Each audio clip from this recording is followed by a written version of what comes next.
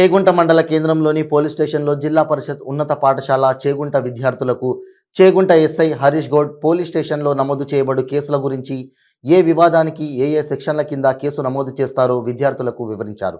అదేవిధంగా తొలి ప్రాథమిక నివేదికలో ఏ అంశాలు నమోదు చేయాలో, అత్యవసర సమయంలో ఏ విధంగా స్పందించాలి మరియు పోలీసులను ఏ విధంగా సంప్రదించాలి, అన్యాయం జరిగిన ప్రజలు ఎటువంటి భయాందోళనలకు లోను కాకుండా పోలీస్ స్టేషన్కు రావాలని వారు అన్నారు.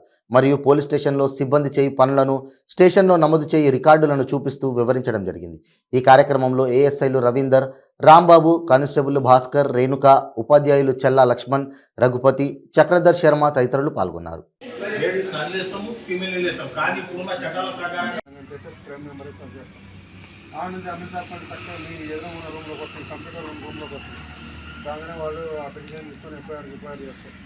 చేసి ఆ పక్కన ఏంటంటే మీ కూడా నలుగురు పేరు తీసుకొని వచ్చినప్పుడు నువ్వు కూర్చొని మనం అడుగుతాం. అవును సార్ అంటే ఉద్యోగం రాసుకుంటే ఇది జరిగింది ఈ టైంలో చెప్తే నేను కొట్టి ఆ విధంగా నాకు స్టేట్మెంట్ తీసుకుంటాం. మళ్ళీ ఆడ కొట్లాడకపోయిన కాడికి నువ్వు పోతాం. కొట్లాడికి రైతులు వీడికి వస్తాం.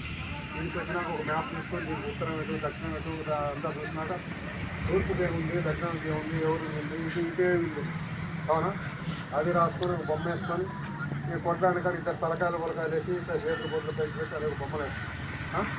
ఆడ ఇంకోటి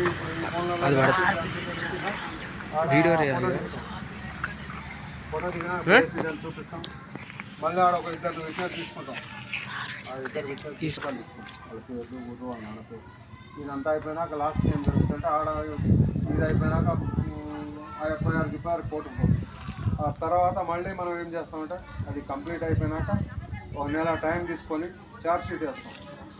మళ్ళీ నిన్ను కొట్టినందుకు ఇప్పుడు డాక్టర్ కాడికి పంపిస్తాం. ఆయన సర్టిఫికేట్ ఇస్తారు. నేను పెద్దదే పెరిగిందా చిన్నదే పెరిగిందా ఆ డాక్టర్ సర్టిఫికేట్ వచ్చినాక అది తీసుకొని ఇక్కడ మనం వీళ్ళు ఛార్జ్ షీట్ కొట్టేవాళ్ళు మొత్తం టోటల్ ఈ కంప్లైంట్ కానీ స్టార్ట్ చేస్తే ఎండింగ్ దాకా మొత్తం కొట్టేస్తారు. ఈరోజు ఇది జరిగింది అయినాక అది కొట్టేసినాక ఛార్జ్ షీట్ ఉంటుంది. మధ్యలో ఏంటంటే సార్ ఏం పని చేసిండు, ఈరోజు సార్ ఈ పని చేసిండు, ఈరోజు ఈ కార్యక్రమం, నెక్స్ట్ డే పోయినప్పుడు సిమ్ కార్డు పోయినప్పుడు ఈరోజు సిమ్ కార్డు పోయినాం ఈ డేట్ అని చెప్పేసి మళ్ళీ ఒక సీడీ కొట్టి సంతకాలు ఉంటాయి. తర్వాత ఛార్జ్ షీట్ వేసేటప్పుడు కూడా ఒక సీడీ కొట్టి సార్ సంతకాలు ఉంటాయి. అది ఆ విధంగా చేసినాక ఇదంతా కంప్లీట్ అయినప్పుడు ఛార్జ్ షీట్ వేసి మనం కోర్టు ముందు ఇస్తాం. 302 సెక్షన్ పెడతాం. ఇట్లా ఒక క్రైమ్ మీద ఒక్కొక్క డిఫినేషన్ బట్టి అంటే వాడు చేసిన నేరాన్ని బట్టి ఆ క్రైమ్ ఎట్లా ప్రొలాంగ్ అయితే దాన్ని బట్టి మేము సెక్షన్లు పెడతాం అన్నట్టు. 510 సెక్షన్లు ఉంటాయి మొత్తం ఐపీసీలో. ఆ సెక్షన్లు ఏ సెక్షన్ వాడు నేరం చేసిండో ఆ సెక్షన్ చేస్తాం. సపోజ్ మనం ఇద్దరం దోస్తులం ఉన్నాం, ఏదో కొట్లాడుతున్నాం, అనుకోకుండా ఈమె ఇట్లా నూకేసి పడిపోతా చచ్చిపోతుంది. అప్పుడు ఏంది మర్డర్ అయిపోయింది, అవి చనిపోయినట్టు యాక్చువల్, కానీ మర్డర్ కాదు. ఎందుకంటే ఉద్దేశం లేదు కదా, ఈ అమ్మాయిని చంపాలని ఉద్దేశం, నా ఫ్రెండ్ ఈమె చంపాలని ఉద్దేశం లేదు, ఏమైనా కొట్లాడుకుంటాను ఏదో పరాక్షం చేసుకుంటూ ఈమె పడిపోయింది చచ్చిపోయింది. ఏం పెడతారు అప్పుడు 304 Part 1 పెడతారు.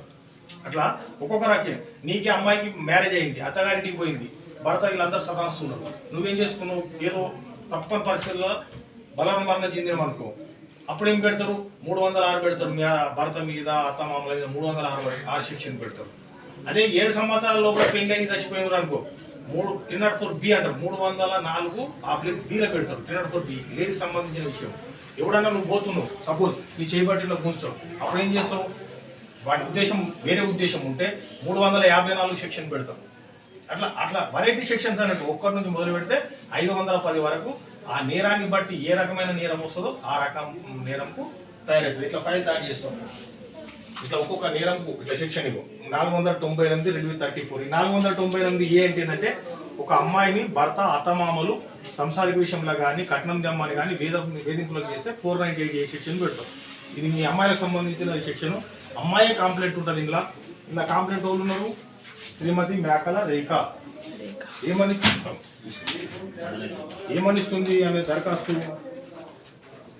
ఇక నా మనవి ఏమనగా మేకల రేఖ వైభవ్ మహేష్ 23 సంవత్సరం, క్యాష్ ముదిరాజు, వ్యవసాయం, ఉప్మాపూర్ గారి నా యొక్క విన్నప లేడీస్ కు బయట కూర్చుని పెడతాం. ఇంతకుముందు ఫీమేల్ మేల్ అని ఫీమేల్ లేదు.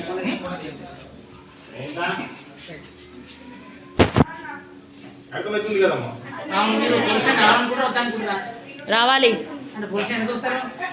ఏదైనా ప్రాబ్లం అయ్యి మీకు ఏదైనా తక్లీఫ్ అయినప్పుడే పోలీస్ స్టేషన్ రావాలి, కానీ ఏదైనా నేరం చేసి రావాలనే ఉద్దేశం మాత్రం ఉండకూడదు. ఏదైనా మీకు ఏదైనా ప్రాబ్లం అవుతుంది, ఆ ప్రాబ్లం అయినప్పుడు వచ్చేటట్టు చూసుకోండి. కానీ మీరే ఏదన్నా తప్పు చేసి రావాలనే ఉద్దేశం మాత్రం ఉండదు. ఫ్రీగా రావచ్చు, హ్యాపీగా రావచ్చు. ఏదంటే ఫోన్ చేసినా మీకు ఏదైనా ప్రాబ్లమ్ ఉన్నా 100 డయల్ చేసినా కానీ ఇమీడియట్లీ పోలీసే మీ దగ్గరికి వస్తుంది. మీరు రాయ